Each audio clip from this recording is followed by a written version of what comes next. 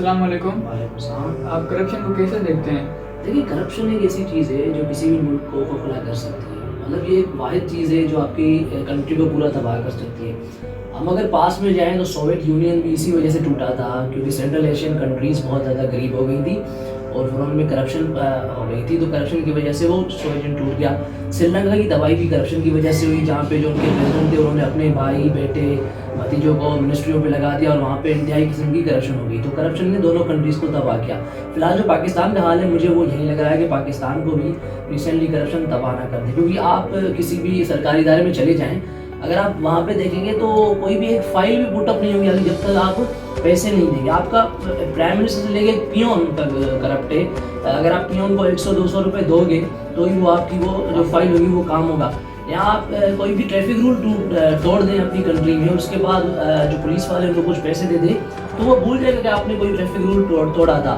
तो जब तक करप्शन का खात्मा नहीं होगा तब तक कोई भी कंट्री मतलब कामयाब नहीं हो पाएगी। तो आप क्या समझते हैं करप्शन कैसे खत्म होगी? लेकिन करप्शन खत्म करने के लिए बहुत ज़्यादा एफर्ट चाहिए। मतलब आपकी जो पहले तो आपकी जो गवर्नमेंट है उसको बहुत ज़्यादा एफर्ट चाहिए।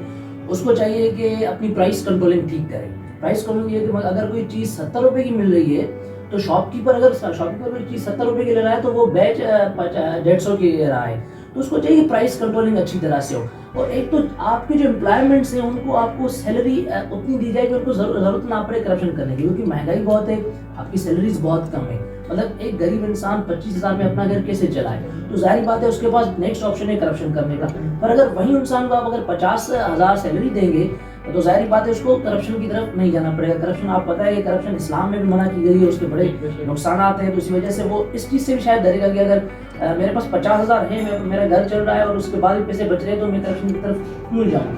तो ये कुछ मसाइल हैं। आपको फिर अपनी प्राइस कंट्रोलिंग ठीक करनी पड़ेगी। जो चीज़ सस्ती है उसको सस्ती में बेचना पड़ेगा और जो महंगी ज़्यादा है उसको आपको कम प्राइस में बेचना पड़ेगा। दूसरी तरफ से आपके लॉ एंड जस्टिस को बहुत स्ट्रिक्ट होना पड़ेगा कि जहाँ पर भी कोई करप्शन में कोई पकड़ा जा रहा है तो उसको फौरन सजा दी जाए, जिससे जो अगला बंदा उसके लिए वो मिसाल हो जाए और वो इस तरह से करप्शन की केस में मुलविस ना हो या करप्शन की वो सोच भी ना सके। तो लॉ एंड करप्शन को बहुत ज़्यादा स्ट्रिक्ट होना पड़ेगा अपनी गवर्नमेंट को, क्योंकि गवर्नमेंट खुद ही जब करप्ट नहीं होगी तो जाहिर बात है उसकी आवाम करप्ट होगी। पर हमारे यहाँ मसला ये गवर्नमेंट खुद करप्ट है तो आवाम उससे ज़्यादा भी करप्ट होती जाएगी। तो गवर्नमेंट को अपने जो इदारे उनको ठीक करना पड़ेगा। Thank you.